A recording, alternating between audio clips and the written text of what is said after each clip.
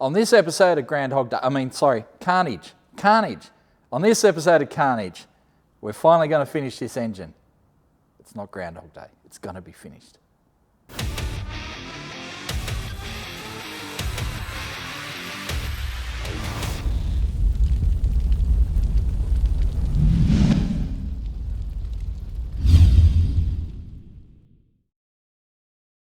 So finally, all the finicky stuff is done. We've measured everything. We've adjusted everything.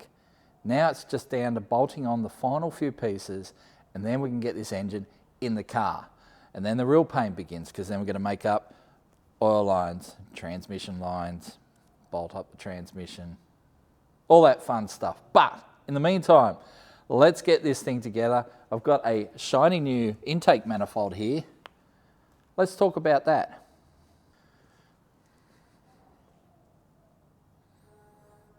Okay, so I'll just sit the intake here in the valley. It's just going to be easier to talk about it that way. This is the Edelbrock Performer RPM air gap. Yes, it's a bit of a mouthful, but it is also the best dual plane manifold on the market, in my opinion. I mean, I just think they are the best. The beauty of it is they have an air gap, so to speak, under the plenum area. It stops heat coming up into the intake. They just flow really well. And like I keep referencing our 408. We had one of these on our 408 and it made 530 horsepower. As I keep saying, it made good power. So this manifold will do pretty much everything you want it to do. On this little 318, I think it'll do just fine. But there's some things we've got to do before we bolt this down. Obviously, we've got to put some gaskets in place, but I also want to dump some more lube on that camshaft.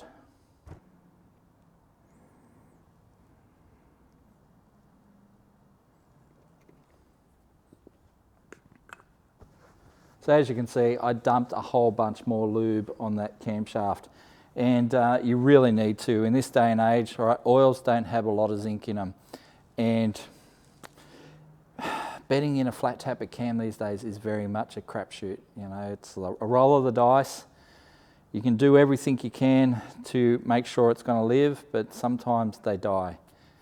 We had that happen in Mr. Dodgy. I don't want to have it happen again, especially with this engine when there's so much new stuff here.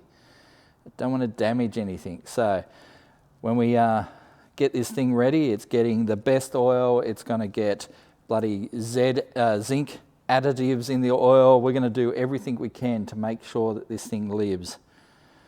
Yeah. Please live. So we are about to put our intake manifold on. So Edelbrock give you some nice chunky thick intake gaskets. They even got nice rubber rings around them. Only on one side though, which is kind of weird. So I'm going to stick them to the head that side down. I'm going to goo around the ports just to seal them up, and we'll get this manifold stuck on.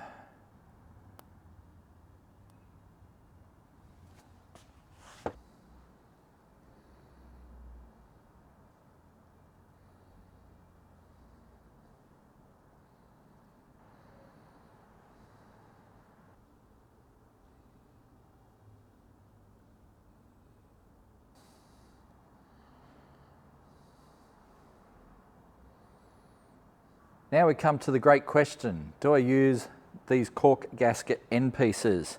And the answer is, no we don't. I've used them plenty of times in the past, and traditionally all they do is they squish out, don't seal properly, and it's just painful to deal with. So we're just going to run a nice thick bead of silastic or silicone either end, and that should be fine. So again, I'm going to just put a little bit of a bead around the water ports here. I think the intake ports will be fine, but yeah, just a little bit of extra insurance around the water, and we whack our beads on the end, and we'll be good to go. I promise.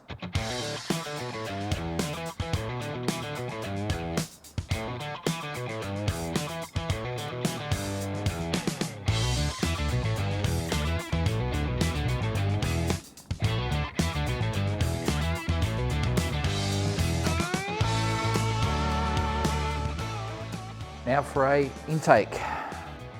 All right, one go.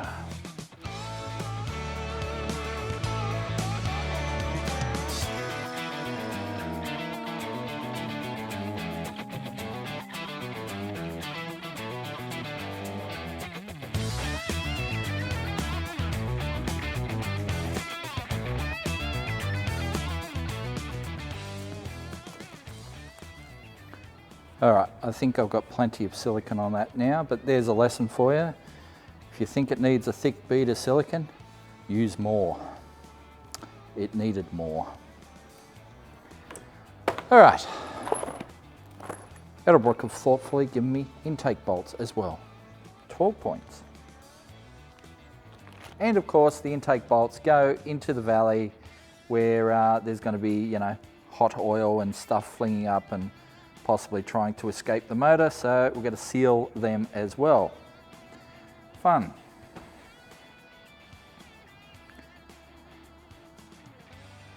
A little bit of lube will be required.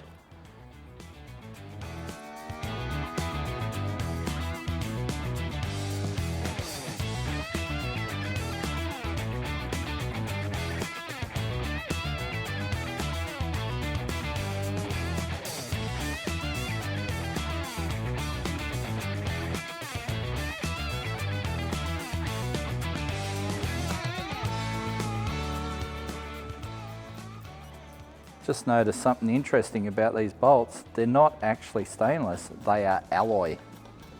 Alloy bolts. Thought they felt a bit light.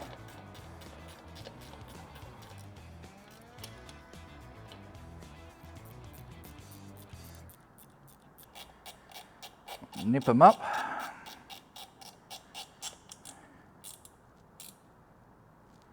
Given that the bolts are alloy, we don't want to go overboard.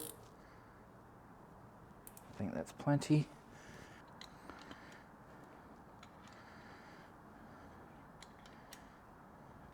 So we had to do one of these without the washer because there's no way that the washer was going to fit. Just not enough room. We probably could have made it fit by grinding that bit back, but that would have required removing the intake manifold again and all our wonderful silicone. Is that a word? Silicone? Don't know. Anyway, yeah, that would have been very annoying, but I didn't want to do it. Job done.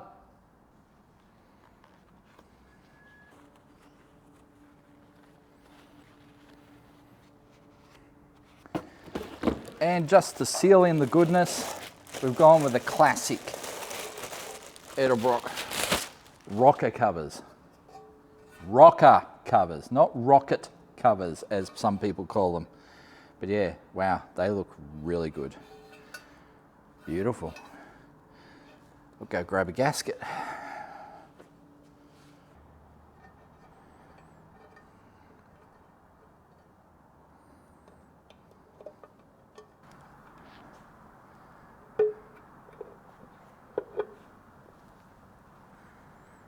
Okay, that's going to go on like so. Wow, that looks really nice. Unfortunately, I've got no hardware to bolt them on yet, so I think we might have to take a trip down to Eagle. We'll go get some studs or something to lock them in place. Wow, that is a thing of beauty.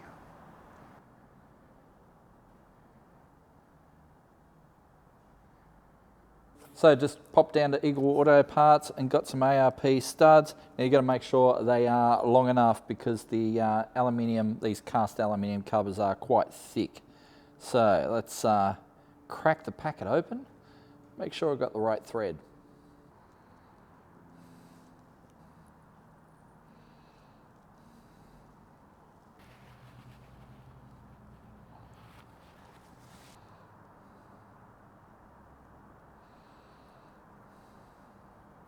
So the reason I like using studs on this sort of setup is aluminium heads.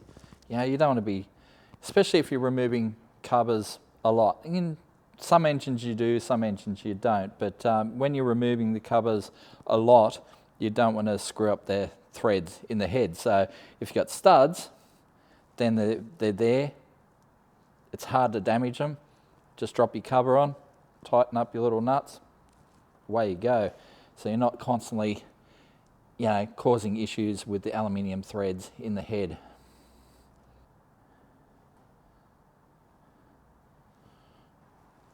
So now we can just sit our gasket over that, over the studs. Makes it all very easy.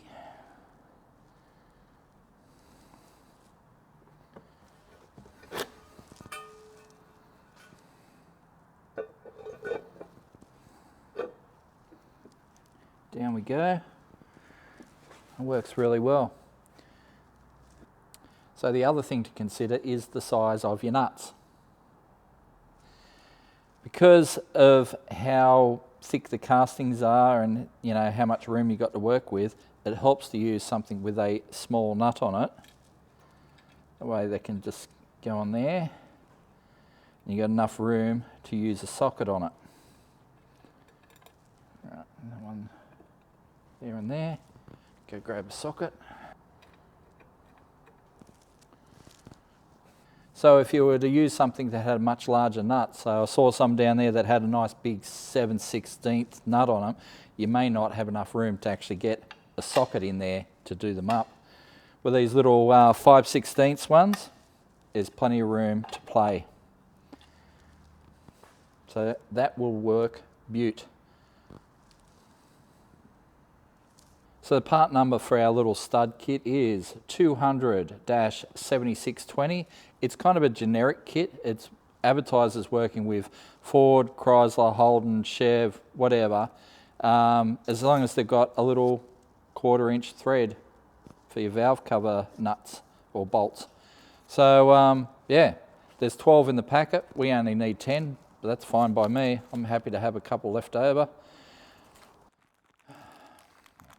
So the last thing we've got to do before we bolt these covers on for the final time is install our baffle plates. Darrell baffle plate.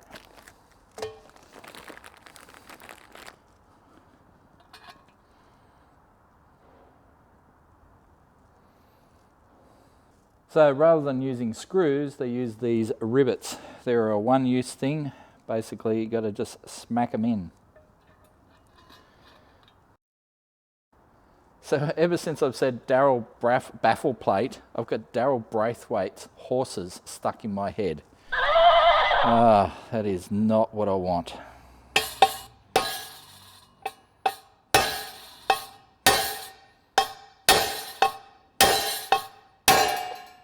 Welcome to the next bashing portion of our video.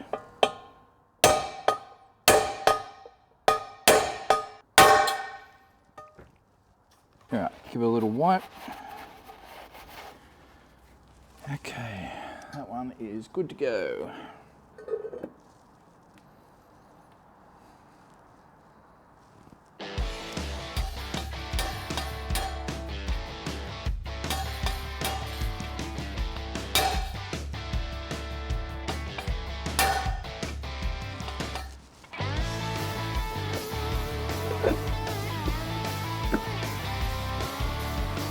Beautiful.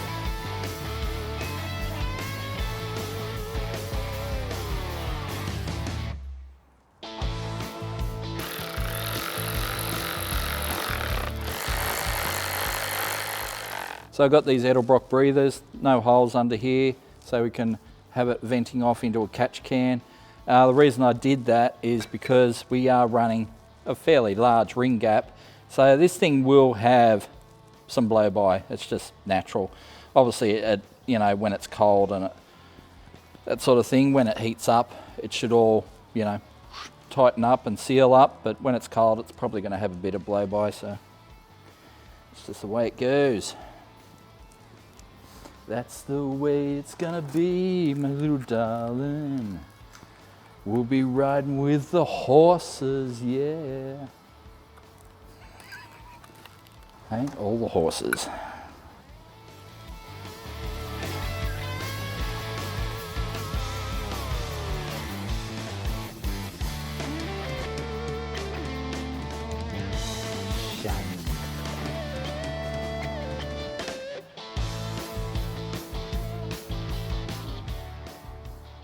Okay, now for the last piece of the puzzle, which is the sump. So over she goes. Wow. Every time we put a piece on this thing, it just gets harder and harder to turn it over.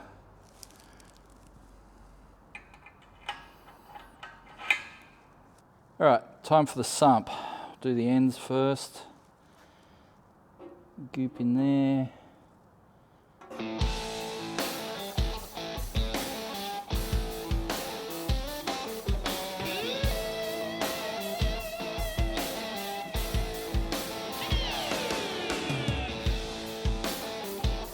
Big hole, little hole.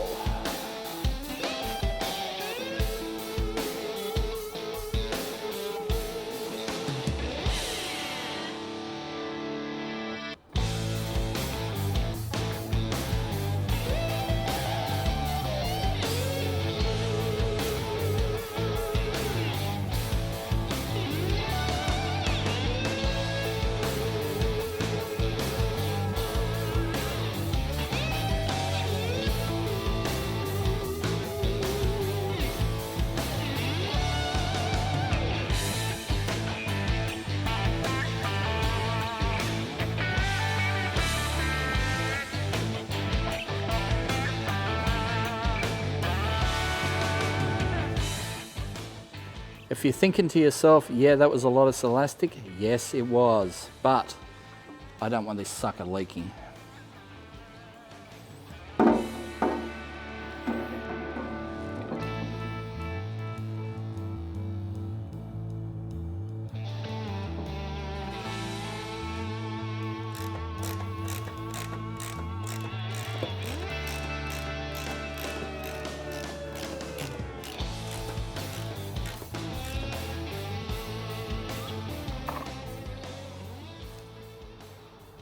Okay, well, sump is done.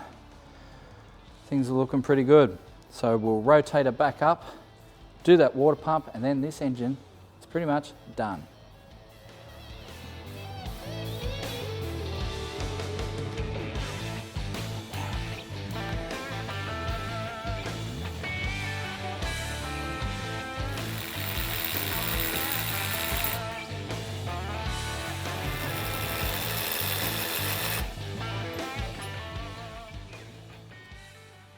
Well, I bet you didn't know that Edelbrock made water pumps, did you? So this is a sexy bit of gear, nice casting, beautiful thing. And then, you know, smooth back on the impeller, so you can just tell this thing is designed to pump water and pump it well. So really good thing, really like them. They are a little bit on the pricey side, so compared to like your Chinese made generic pumps, you know, these things are going to cost a lot more. However, I think they are worth it. They are a good bit of gear. So we're going to goo up a gasket, get this thing on there, and there it shall remain.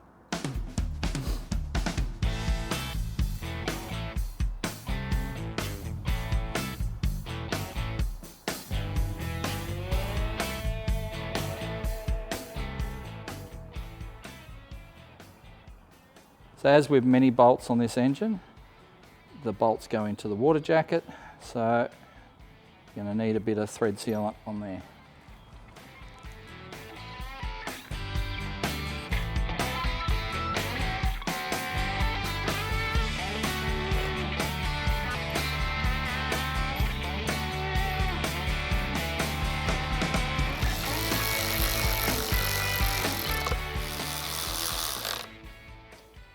And here it is. How good does it look?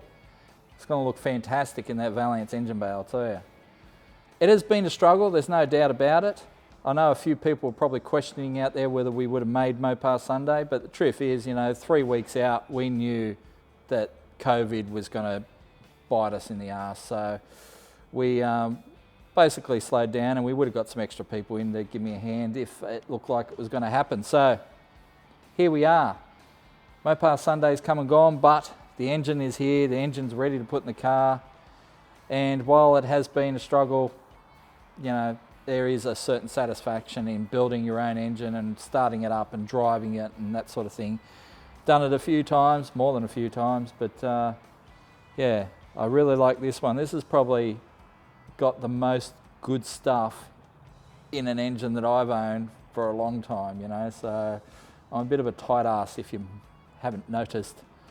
But yeah, this one, she's got some good gear in it, and it's going to make some power, hopefully. It should make really good power. So hopefully this, yeah,